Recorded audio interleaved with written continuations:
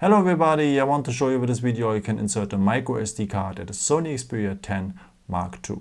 So what we need for is the SIM tray. And the SIM tray is here on the side of the phone, and below the SIM tray is a notch in there. With your fingernail you enter that notch and remove the SIM tray like this.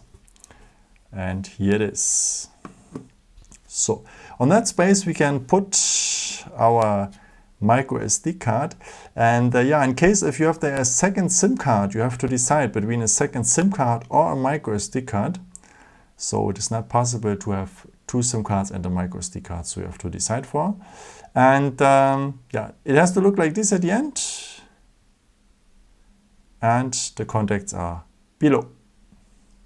Okay, after you put back your construction in the phone like this, and it's done.